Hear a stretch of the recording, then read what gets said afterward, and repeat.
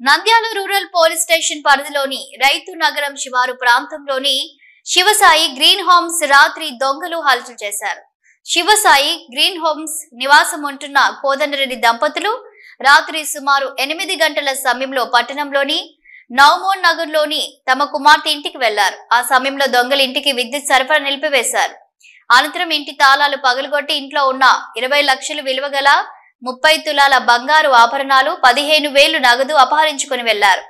చోరీ చేసి తర్వాత మళ్లీ యథావిధిగా విద్యుత్ సరఫరా ఇంటికి పునరుద్ధరించి పరారయ్యారు. ఇంటికి తిరిగి వచ్చిన కోదండరెడ్డి దంపతులు తాళాలు పగిలి ఉండడం గమనించి ఇంట్లో చోరీ జరిగిందన్న విషయం తెలుసుకొని నంద్యాల రూరల్లో పోలీసులకు సమాచారం అందించారు.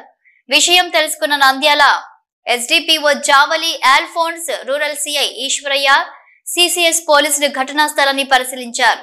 క్లూస్ టీమ్ ను రప్పించి వేలిముద్ర నమూనాలను సేకరించారు. తాలూకా పోలీసులు బాధితుల ఫిర్యాదు మేరకు కేసు దర్యాప్తు చేస్తున్నారు. విచారిస్తున్న పోలీసులు